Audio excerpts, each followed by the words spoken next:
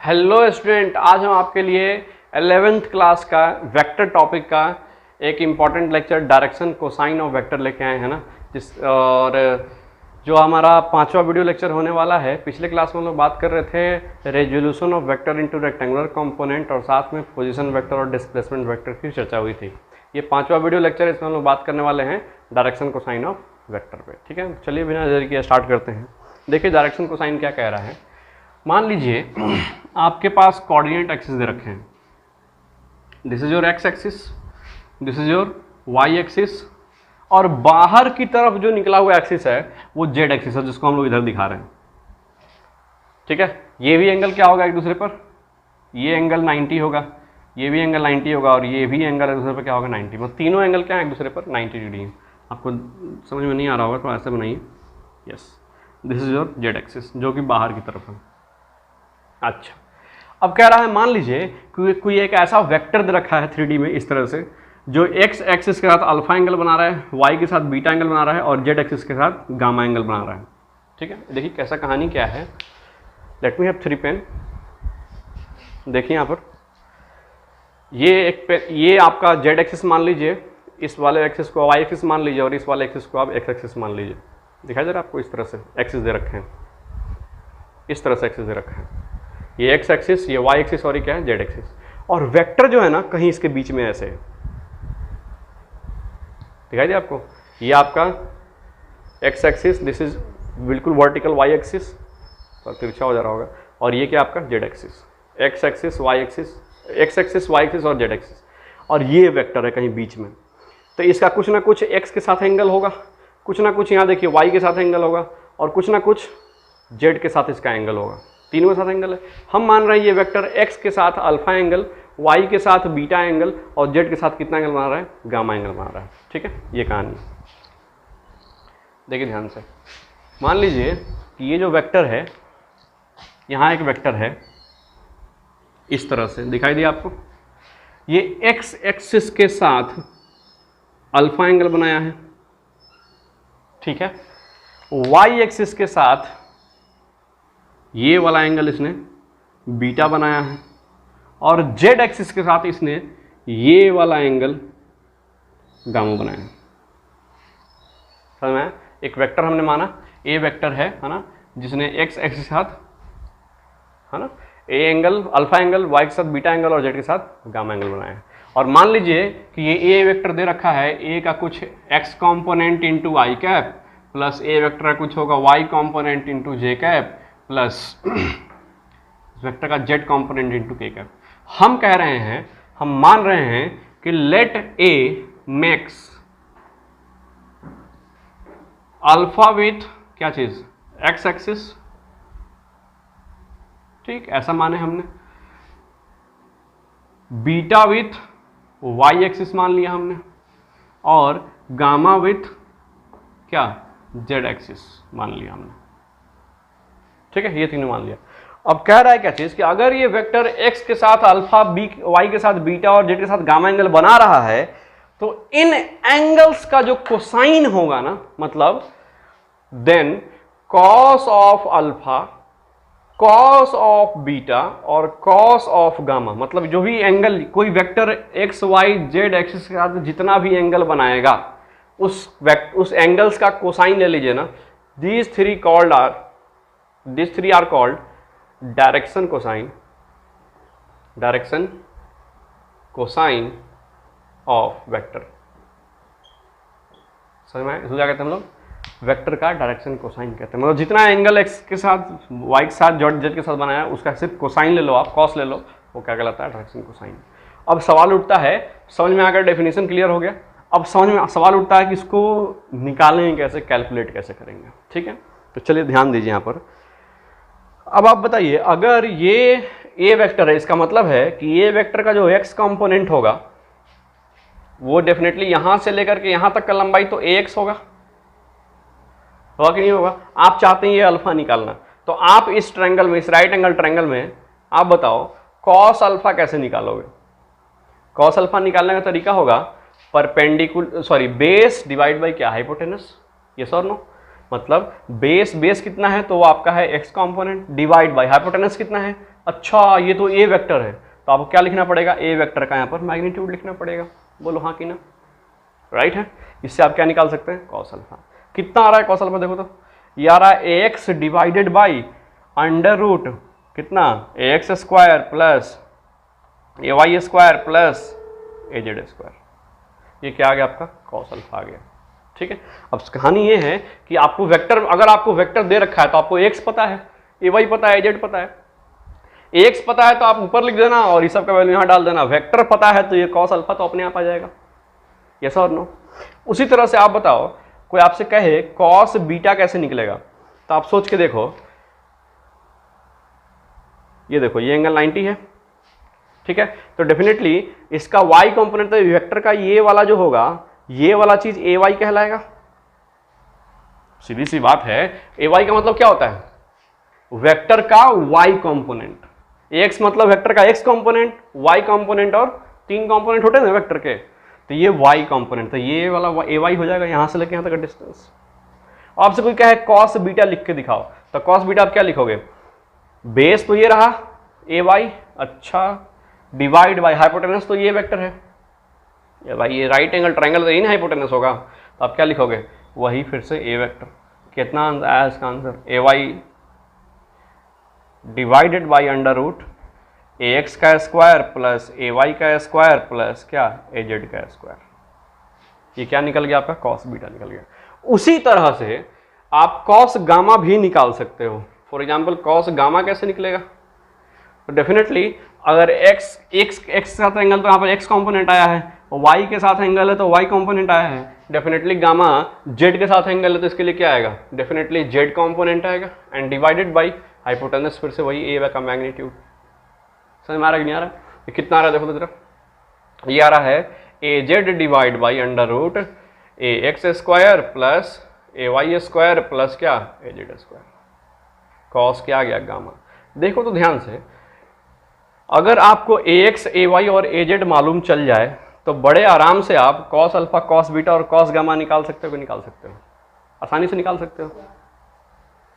और यहाँ स्क्वायर छूट गया है, लगा लीजिएगा, बड़े आराम से निकाल सकते हैं, राइट और रॉन्ग। फॉर एग्जाम्पल मान लिया आपसे कह दे कि कोई वेक्टर ए है 3i cap plus 4j cap plus 5k cap, ऐसा दे दिया, तो आप फटाके समझ गए ना कैसे निकलेगा, कॉस अल्फा कैसे निकलेगा। तो एक्स कंपोनेंट, अल्फा क्या है, एक्स के साथ एंगल है, तो ऊपर में क्या रखेंगे, x component divide by hypotenuse मतलब वेक्टर का मैग्नीट्यूड।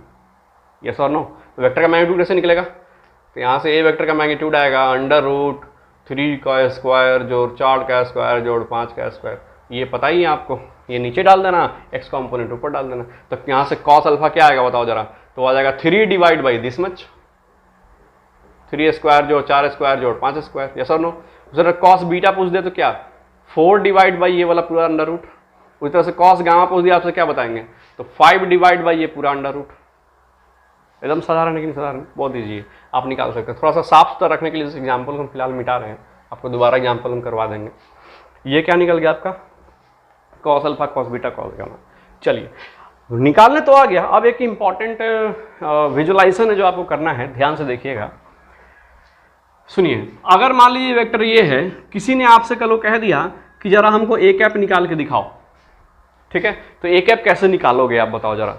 तो ए कैप निकलता, अच्छा direction vector along a x, a vector है ना, कैसे निकलेगा, तो वो a vector divided by a vector का मैग्नीट्यूड। बोलो बोलो, चलो यहां से देखो जरा, ए वेक्टर कितना है, ए वेक्टर तो ये पूरा है, a x I cap plus a Y J cap plus a Z. देखिए हमको कोसाइन निकालने आ गया है, अब कोई झंझट नहीं है इसमें, बट एक इंपॉर्टेंट चीज जो आपको दर्शाना चाह रहे हैं हम यहाँ पर, के कैप डिवाइड बाई ए का मैग्नीट्यूड कैसे निकलता है, तो आपने सीख रखा है, वो होगा ए एक्स का स्क्वायर प्लस ए वाई का स्क्वायर प्लस ए जेड का स्क्वायर। ठीक, अब सुनिए कहानी। तो यहां से आपको ए कैप आता हुआ दिख रहा है, यहां देखिए, ऐसा लगता है किसी ने a x divide by this which root किया है, मतलब ये आ रहा है a x divided by under root a x square plus a y square plus क्या, ए जेड स्क्वायर आया, इनटू क्या है, आई कैप है, प्लस यहां क्या दिख रहा है, a y divide by under root a x square plus a y square plus a z square into क्या जे कैप, प्लस आप क्या निकाल रहे हो, आप यूनिट वेक्टर निकाल रहे हो, plus a z divide by इतना है तो क्या लिखोगे, a z divide by under root a x square plus a y square plus क्या ए जेड स्क्वायर, लिख दिया कि लिख दिया, इंटू क्या होगा के कैप। ये आपने क्या निकाला, ये आपने यूनिट वेक्टर निकाला, यस और नो, ये क्या है, ये यूनिट वेक्टर है, तो x divide by this one i cap, a y divide by this one j cap और a z divide by this one k cap. निकला कि नहीं निकला, निकला ना। अब सुनो ध्यान से, देखो तो क्या यही कॉस अल्फा है, हाँ सर, अच्छा मतलब यही क्या है आपका कॉस अल्फा, और देखो तो क्या यही कॉस बीटा है, तो a y divide by this one, और क्या ये वाला चीज कॉस गामा है कि नहीं है। अच्छा सर, मतलब हम ये आपको बताना चाह रहे हैं, देखिए ध्यान से, कि अगर आपने किसी वेक्टर का यूनिट वेक्टर निकाल लिया तो आई कैप के सामने वाला, जे कैप के सामने वाला और के कैप के सामने वाला को डायरेक्शन कोसाइन कह सकते हैं, ये सर नो। तो याद ध्यान रखना है कि जब भी आप क्या करो, डायरेक्शन कोसाइन निकालना हो तो क्या करेंगे, बस एक यूनिट वेक्टर निकाल लो उस वेक्टर के लॉन्ग, उससे कोफिशिएंट चेक कर लो, वही आपका cos alpha cos beta cos gamma हो जाएगा, या फिर इंडिविजुअली निकाल लो, क्या फर्क पड़ता है, कर पाएंगे कि नहीं कर पाएंगे, कोई दिक्कत तो नहीं है इसमें। और इसको कोसाइन क्यों ना, इसको अब चूंकि डायरेक्शन वेक्टर है इसको डायरेक्शन कोसाइन क्यों नाम दिया गया है, क्योंकि डेफिनेटली ये जो चीज है ए एक्स वो एक बेस है और ये अंडर रूट ये एक हाइपोटेनस है कि नहीं है। देखो ना ये पूरा क्या है, ये तो ए वेक्टर का मैग्नीट्यूड है, मतलब ये नहीं इसका लंबाई है, तो ऐसा लग रहा है किसी ने यहाँ पे बेस लिखा है, किसी ने यहाँ पे हाइपोटेनस लिखा है, इसीलिए इस रेशियो को कोसाइन कह सकते हैं, कोसाइन वाला रेशियो है। समझ में आ रहा है कि जो ट्रिग्नोमेट्रिक रेशियो बेस बटा हाइपोटेनस क्या होता है, कॉस ही तो होता है। इसलिए इन कोफिशिएंट्स को, डायरेक्शन वेक्टर में जो कोफिशिएंट्स आए हैं, इन कोफिशिएंट्स को डायरेक्शन कोसाइन कहा जाता है, और वो कॉस अल्फा कॉस बीटा और कॉस गामा को रिप्रेजेंट करते हैं। समझ में आया कि नहीं है। चलिए ये दूसरा इंपॉर्टेंट बात है, पहला इंपॉर्टेंट बात तो ये फॉर्मूला है, दूसरा इंपॉर्टेंट बात कि डायरेक्शन वेक्टर के कोफिशिएंट ही आई कैप जे कैप के कैप के कोफिशिएंट ही क्या कहलाते हैं, डायरेक्शन वेक्टर कहलाते हैं। अब सुनिए तीसरा पॉइंट कह रहा है कि जो डायरेक्शन वेक्टर को ये कोफिशिएंट है, ये कॉस अल्फा है, कॉस बीटा है और जो कॉस गामा है, कहता है इन सभी का अगर आप स्क्वायर करके ऐड कर दोगे ना तो उसका वैल्यू 1 आ जाएगा। ये इंपॉर्टेंट रिलेशन के बारे में आपसे कहना चाह रहे थे।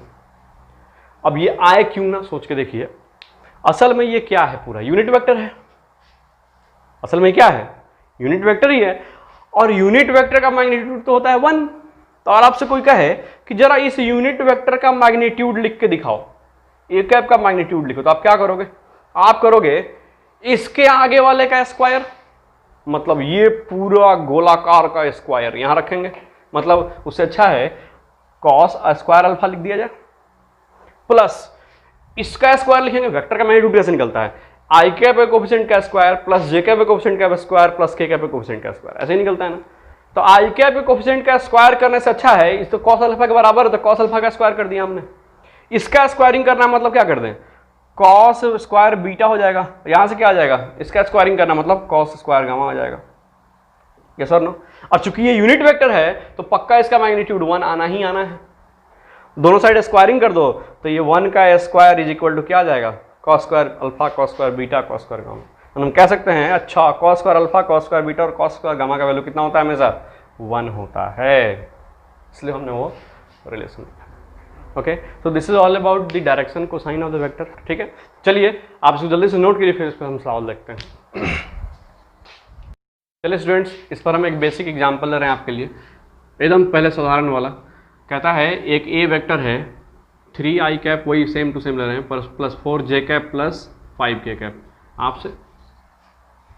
आपसे पूछ रहा है कि इसके डायरेक्शन कोसाइंस ज्ञात करिए, क्या होंगे। ठीक है, डायरेक्शन कोसाइन कैसे ज्ञात होगा, तो डायरेक्शन कोसाइन ज्ञात करने का तरीका है, या तो आप फॉर्मूला याद कर लिख लो, ए एक्स बराबर आपका 3 दिख रहा है, ए वाई बराबर आपका 4 दिख रहा है, ए जेड बराबर आपका 5 दिख रहा है। तो कॉस अल्फा कैसे निकलेगा, तो कॉस अल्फा निकलेगा x component divided by under root 3 का स्क्वायर जोड़ 4 का स्क्वायर जोड़ 5 का स्क्वायर। ऐसा लग रहा है कि यूनिट वेक्टर ही निकाल रहे हो ना। कितना आएगा ये आएगा 3 और ये आएगा 5√2। ठीक है, तो यहाँ से अल्फा कितना आ गया, अल्फा आ गया cos इनवर्स ऑफ 3/5√2। ये वैसे पूछा नहीं है, cos अल्फा नहीं पूछा, आपसे डायरेक्शन कोसाइन सिर्फ पूछा है। तो cos अल्फा ही क्या कहलाएगा, डायरेक्शन कोसाइन। उसी तरह से cos बीटा क्या निकालोगे आप, cos बीटा निकालोगे देखो तो 4 divide by y component divide by under root 3 का स्क्वायर जोड़ 4 का स्क्वायर जोड़ 5 का स्क्वायर। ये कितना आएगा 4 डिवाइड बाई 5√2 आएगा।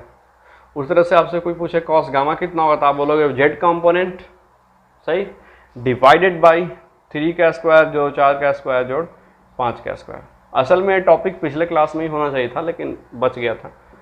चलो ध्यान से देखो, ये कितना आएगा 5 डिवाइड बाई 5√2, 5 से 5 कट गया, कितना आ गया 1/√2।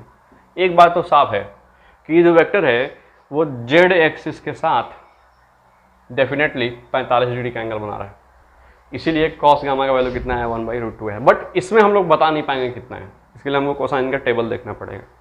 तो ये आपका क्या चीज़ निकल गया, डायरेक्शन कोसाइंस निकल गया। ठीक है, डायरेक्शन कोसाइंस को ऐसे भी निकाला जा सकता था, आप क्या निकाल लो, ए कैप निकाल लो, सेम टू सेम काम होगा। ए कैप क्या होगा, तो ए कैप देखना कैसे निकलता है, यहाँ देखना है ए कैप। तो आप कहोगे sir 3i cap plus 4j cap plus 5k cap, ये आपने वेक्टर लिख दिया डिवाइड बाई उसका मैग्नीट्यूड 3 स्क्वायर जोड़ 4 स्क्वायर जोड़ 5 स्क्वायर। मतलब ये कैप आ गया यहाँ से 3i cap plus 4j cap plus 5k cap, ध्यान से देखना, और नीचे में है 5√2। अब एक ही फॉर्मूला इसी एक्सप्रेशन के अंदर में आपको तीनों डायरेक्शन कोसाइन दिखाई दे रहे हैं। पहला डायरेक्शन कोसाइन क्या हो जाएगा, अच्छा यूनिट वेक्टर आ गया, मतलब इसका आई कैप जे कैप और के कैप का कोएफिशिएंट ही डायरेक्शन कोसाइन होगा। तो पहला डायरेक्शन कोसाइन क्या हो गया 3/5√2। दूसरा क्या हो जाएगा 4 डिवाइड बाई 5√2। तीसरा क्या हो जाएगा 5 डिवाइड बाई 5√2, है ना। यहीं से आ जाएगा कि नहीं आ जाएगा, बिल्कुल एकदम आसान है। तो या तो आप यूनिट वेक्टर निकाल लो, उसका कोफिशिएंट चेक कर लो, वही आंसर हो जाएगा, नहीं तो अलग से लिख के बना लो, है ना, एकदम साधारण है ना। अब से जल्दी से नोट कीजिए, फिर आपके लिए एक और सवाल लेते हैं। स्टूडेंट्स आपके लिए एक दूसरा एग्जांपल ले रहे हैं, है ना। कह रहा है क्या चीज कि एक वेक्टर दे रखा है ए, है ना, वी हैव, सिर्फ आपके कारण हमको इधर खड़ा होना पड़ रहा है, okay, we have a vector, ठीक, दैट मेक्स, कहता है 30 डिग्री विथ एक्स एक्सिस, समझ पा रहे हैं, ठीक है, 60 degree with y axis, then find angle made by it with z axis. क्या कह रहा है, एक वेक्टर है जो एक्स एक्सिस से 30 डिग्री, वाई एक्सिस 60 डिग्री का एंगल बना रहा है, तो पूछ रहा है जेड एक्सिस से कितना बना रहा होगा। आप बड़े आराम से निकाल सकते हैं, देखिए ध्यान से। हमको एक बात तो मालूम चल गया कि जो भी डायरेक्शन कोसाइंस होते हैं उनका स्क्वायर करने पर और सबको आपस में जोड़ने पर निश्चित ही बनाना है। तो अगर कोई वेक्टर एक्स एक्सिस के साथ 30 डिग्री का एंगल बना रहा है तो यही आपका अल्फा दे रखा है, यस, ये क्या है, ये आपका क्या चीज है, अल्फा है, और ये वाई के साथ 60 एंगल है, मतलब क्या है, बीटा है। तो अल्फा और बीटा दे रखा है, पुट करेंगे तो क्या निकल जाएगा, यहाँ से गामा निकल जाएगा। कितना साधारण, रखिए तो जरा। तो कॉस यहाँ पर क्या हो जाएगा बताइए, कॉस 30 डिग्री का होल स्क्वायर करना है, प्लस यहाँ पर कॉस 60 डिग्री का क्या करना है, होल स्क्वायर करना है, plus cos square gamma equal to 1 है। आप बताओ कितना होगा, कॉस 30 √3/2 का होल स्क्वायर 3/4 आ जाएगा। अब तो होशियार है, डायरेक्ट लिख सकते हैं 3/4, प्लस कॉस 60 होता है 1/2, मतलब कितना हो जाएगा 1/4, ठीक है, plus cos square gamma equal to क्या आ गया 1।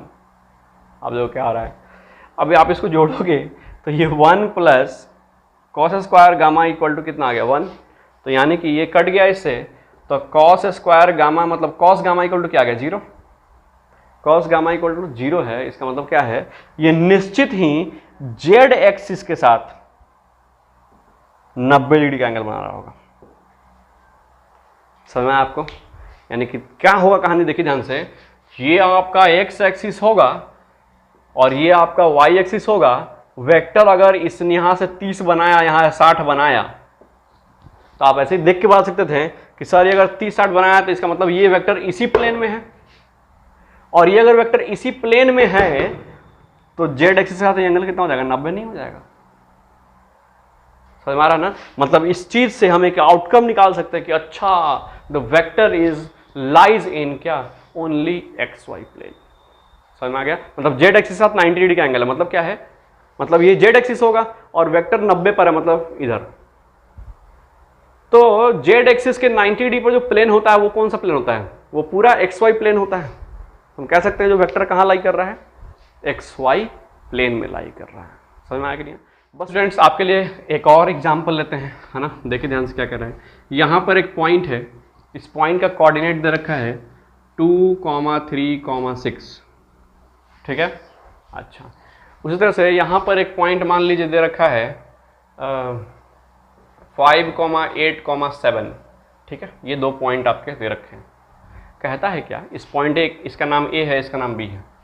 कहता है कोई चीज़ कि ये जो ए बी वेक्टर होगा ना, कहता है ए बी वेक्टर का डायरेक्शन कोसाइन ज्ञात करें, ये ऐसा कह रहा है आपको। तो सबसे पहले दो पॉइंट दे रखा है तो आपको पहले वेक्टर निकालने आना चाहिए। आपको क्या सिखाया था, वेक्टर कैसे निकलता है पॉइंट के बीच का। देखो ध्यान से, फाइनल पोजीशन माइनस क्या कर देंगे, इनिशियल पोजीशन, ऐसा ही करते हैं ना। तो ये वेक्टर कैसे निकलेगा, final x coordinate minus initial x coordinate into i cap, final y minus initial y into j cap, और final z minus initial z into क्या, के कैप। इससे क्या निकल जाता है आपका, यस वेक्टर निकल जाता है। तो कैसे करेंगे बताइए। तो आपका जो ए बी वेक्टर आने वाला है वो कैसे आएगा बताइए। तो 5 - 2, आपसे रिक्वेस्ट है पिछला वीडियो देखें एक बार, उसमें हमने आपको बताया था कि how to find displacement vector. इस पॉइंट का पोजीशन वेक्टर क्या होगा, इस पॉइंट का पोजीशन वेक्टर तो आप कहोगे 5i cap plus 8j cap plus 7k cap, yes और नो। इस पॉइंट का पोजीशन वेक्टर आप क्या कहोगे, तो 2i cap plus 3j cap plus 6k cap, ऐसे ही बोलोगे। अब बताओ डिस्प्लेसमेंट कैसे निकलता है, तो final position vector minus initial position vector, घटाओगे तो क्या आएगा बताओ जरा। तो 5 में से 2 गया इंटू आई कैप, सही। 8 में से 3 गया इंटू जे कैप, प्लस 7 में से 6 गया, क्या कर रहे हैं हम लोग, final position vector minus initial position vector, this is your displacement vector, ठीक है। चलिए, और ये क्या आया, 7 - 6 इंटू क्या आ गया, के कैप। यहाँ से वेक्टर आया 3i cap plus 5j cap plus ये कितना आ गया, 1k कैप। अब आपको पता है डायरेक्शन कोसाइन कैसे निकालेंगे, आप इसका मैग्नीट्यूड से इसको डिवाइड कर दो, तो हमको दिख रहा है इसके जो डायरेक्ट कॉस अल्फा आने वाला है सीधे ये देखिए 3 डिवाइड बाई इस सब का स्क्वायर का अंडर रूट, सही ये सर ना, 3 का स्क्वायर जोड़ 5 का स्क्वायर प्लस 1 का स्क्वायर। उसी तरह से कॉस बीटा क्या निकालोगे इसके लिए, तो 5 डिवाइड बाई अंडर रूट इसका मैग्नीट्यूड 3 स्क्वायर जोड़ 5 स्क्वायर जोड़ 1 का स्क्वायर। और कॉस गामा क्या निकालोगे, तो ये आ जाएगा 1 डिवाइड बाई सबका अंडर रूट 3 का स्क्वायर, इसका मैग्नीट्यूड ना 5 का स्क्वायर जोड़ 1 का स्क्वायर। कैलकुलेट करते रहना, तीनों निकल गए ना। चलिए आप इतना ही रहने थे आज के क्लास में। फिजिक्स में बहुत ज़्यादा डायरेक्शन कोसाइन का उपयोग होता नहीं है ना, तो आज इतना ही रहने थे, एग्जाम्पल बहुत हो गया हमारे लिए। कल क्लास में मिलेंगे तो हम लोग बात करेंगे, अगले क्लास में मिलेंगे तो बात करेंगे डॉट प्रोडक्ट ऑफ वेक्टर। तब तक आप देखते रहिए GRC के वीडियोस। धन्यवाद।